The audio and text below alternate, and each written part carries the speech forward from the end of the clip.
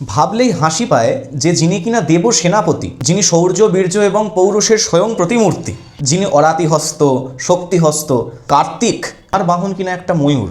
একজন বাবুবিলাসের কাছে এইরকম বাহন ভালো, কিন্তু যিনি দেবতাদের সেনাপতি তার কাছে কি এরকম একটা বাহন উপযুক্ত? ময়ূরে চড়ে হাওয়া খাওয়া যেতে পারে, ঘুরে বেড়ানো যেতে পারে, কিংবা খুব জোর খেলাধুলা করা যেতে পারে, কিন্তু যুদ্ধ শত্রু বিজয় এর সঙ্গে ময়ূরের কি সম্পর্ক? তার জায়গায় বরং একটা সিংহ, একটা ঘোড়া কিংবা একটা হাতি কিংবা একটা বাঘ হলে আরও বেশি ভালো হতো নাকি? কিন্তু উত্তর হলো একদমই নয়। কার্তিকের জন্য ময়ূর হচ্ছে সবথেকে উপযুক্ত একটি বাহন।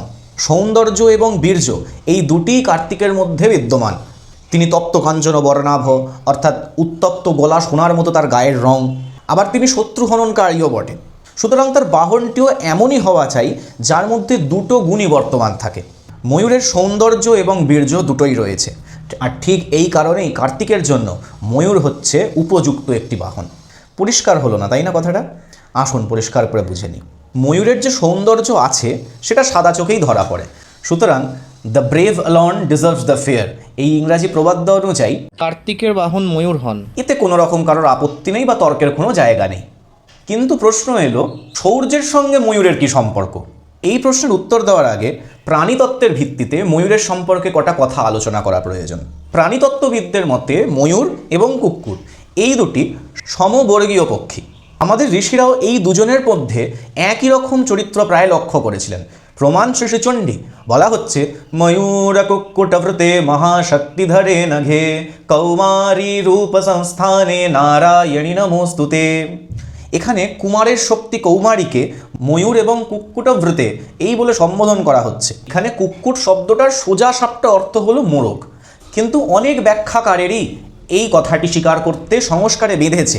কিন্তু শ্রীচণ্ডীর বিখ্যাত টিকাকার গোপাল ভট্ট মহাশয় স্পষ্ট করে বলেছেন যে কুক্কুটোপি কার্তিকস্য বাহনম, অর্থাৎ কুক্কুট অর্থাৎ মোরগও কিন্তু কার্তিকের বাহন। মহাভারত এবং মৎস্যপুরাণে এর প্রমাণ আছে। মহাভারত অনুযায়ী কুমারকে অগ্নিদেব কুক্কুট অর্থাৎ মোরগ উপহার দিয়েছিলেন, এবং মৎস্যপুরাণ অনুযায়ী বিশ্বকর্মা কুমারকে এই কুক্কুট উপহার স্বরূপ দিয়েছিলেন। যেহেতু কুক্কুট অর্থাৎ মোরগ এবং ময়ূর এরা দুজনেই সমবর্গীয় পক্ষী এবং দুজনেই কার্তিকের বাহনও, সুতরাং মোরগের স্বভাব বিচার করলেই ময়ূরের স্বভাব সম্পর্কেও অবগত হওয়া যাবে। চাণক্য তার একটি শ্লোকে মোরগের 4টি স্বভাবের কথা উল্লেখ করেন। যুদ্ধৈ চ প্রাতরুত্থানম ভোজনম সহ বন্ধুভিঃ স্ত্রিয়ম আপদ্গতাম রক্ষেত চতুঃশিক্ষেত কুক্কুটাৎ। অর্থাৎ কুক্কুটের থেকে 4টে জিনিস শিক্ষণীয় আছে। প্রথম বলছে যুদ্ধ অর্থাৎ যুদ্ধ কৌশল, দ্বিতীয় হচ্ছে প্রাতরুত্থানম অর্থাৎ সকালবেলা ঘুম থেকে ওঠা, তৃতীয় হচ্ছে ভোজনং সহ বন্ধুভি অর্থাৎ স্বজনগণের সঙ্গে ভোজন এবং বিচরণ করা, অর্থাৎ এখানে স্বজাতি প্রীতির কথাই বোঝানো হচ্ছে, এবং চতুর্থ বলছে স্ত্রিয়ং আপদগতাম রক্ষেত অর্থাৎ বিপন্না স্ত্রীর রক্ষা প্রচেষ্টা। কুক্কুট বা মোরগের এই 4টে গুণই কিন্তু ময়ূরের মধ্যেও বিদ্যমান। প্রথম হচ্ছে বিশাল বিশাল বিষধর সাপগুলোকে ময়ূর অতি সুকৌশলে মেরে ফেলে সে অপূর্ব যুদ্ধ নৈপুণ্যের পরিচয় দেয়। দ্বিতীয়ত, মোরগের মতো ময়ূরও কিন্তু অনেক সকালবেলা ঘুম থেকে উঠতে অভ্যস্ত।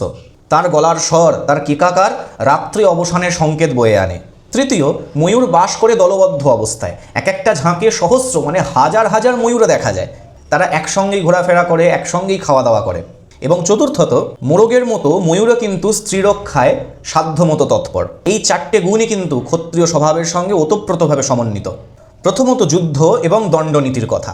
যুদ্ধই ক্ষত্রিয়ের প্রধান কাজ, শত্রু জয় তার স্বধর্ম। সাপের সঙ্গে ময়ূরের যুদ্ধ কৌশল দেখবার মতো। নোক এবং চঞ্চু হচ্ছে তার অস্ত্র, এবং তার পাখা ডানাগুলো হচ্ছে তার বর্ম বা ঢাল স্বরূপ। সেই বর্ম বা ঢালের দ্বারা সে শত্রুপক্ষের আঘাত প্রতিহত করে, এবং নোক এবং চঞ্চুরূপী যে অস্ত্র তার দ্বারা শত্রুকে প্রত্যাঘাত করে। দ্বিতীয়ত হচ্ছে প্রাতরুত্থান। যারা অলস তারা কিন্তু সকালবেলা ঘুম থেকে উঠতে সমর্থ নন। নিরলস এবং তৎপর ব্যক্তিরাই কিন্তু ব্রহ্ম মুহূর্তে শয্যা ত্যাগ করেন। ময়ূরের এই প্রাতরুত্থান নিরলসতা, অতন্দ্রতা, সতর্কতা এবং তৎপরতার পরিচয় বাহক। যে ক্ষত্রিয় যুদ্ধ তৎপর তাকে হতে হবে নিরলস, অতন্দ্র, সতর্ক এবং তৎপর। তিনি যদি অলসতা, নিদ্রা এবং জড়তার সঙ্গে গা ঢেলে নেন, তাহলে তার পক্ষে শত্রু নিধন, যুদ্ধ বিজয় এই সমস্ত কথাগুলো আকাশ কুসুম কল্পনা মাত্র। উল্টে তার অসাবধানতার সুযোগ নিয়ে শত্রুপক্ষ তাকে পরাভূত করে দেবে। নিদ্রাজয় ক্ষত্রিয়ের এক বিশেষ গুণ, এবং এই নিদ্রাজয় করেই অর্জুন হয়েছিলেন গুড়হাকেশ। এই নিদ্রাজয় দ্বারাই তিনি সদা জাগ্রত এবং সতর্ক অবস্থা অবলম্বন করেছিলেন। আর ঠিক এই জন্যই বিজয় হয়েছিল তার করতলগত। তৃতীয়ত ভোজনং সহ বন্ধুবিহি, বন্ধু এবং স্বজনগণ সহ বিচরণ এবং ভোজন গ্রহণ। ময়ূরের এই প্রশংসনীয় গুণটি ক্ষত্রিয়ের সম এবং দান নীতির পরিচয় প্রদান করে। ক্ষত্রিয়কে দুটো কাজ আগে করতে হয়। প্রথমত নিজ শাসিত রাষ্ট্রের অভ্যন্তরীণ ঐক্য সংহতি এবং আনুগত্য অক্ষুণ্ণ রাখতে হয়, তাতে কোনো অভ্যন্তরীণ বিপ্লব না ঘটে। আর এর জন্য প্রয়োজন প্রজাগণের ভিতরে সম্পদ এবং খাদ্যের সমবন্টন এবং ধার্মিক, সামাজিক ও রাষ্ট্রের সম অধিকার দান প্রয়োজন। দ্বিতীয়ত প্রয়োজন মতো অন্যান্য রাষ্ট্রগুলোর সঙ্গে বন্ধুত্ব স্থাপন, যাতে তারা অন্য কোনো শত্রু রাষ্ট্রের সঙ্গে জোট বেঁধে আমাকে আক্রমণ করতে না পারে। সহভোজন এই কথাটার মধ্যে প্রীতি, বাৎসল্য এবং মিত্রতার ভাব স্পষ্টভাবে ফুটে ওঠে। চতুর্থত আপদগতা স্ত্রীর রক্ষা।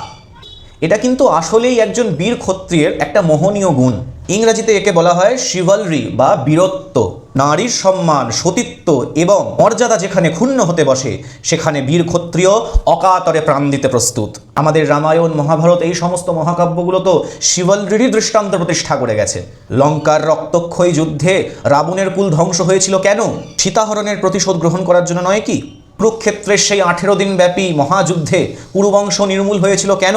দ্রৌপদীর অপমানের প্রতিফল দিতেই নয় কি? সুরবালাগণ যখন তারকাসুরের উৎপীড়নে নিপীড়িতা, ময়ূরবাহন কার্তিকই কিন্তু তখন পরিত্রাতা রূপে আবির্ভূত। এই শিভালরি ময়ূরের আছে এবং ঠিক এর জন্যই দেবসেনাপতি কার্তিকের প্রিয় বাহন ময়ূর হয়েছে।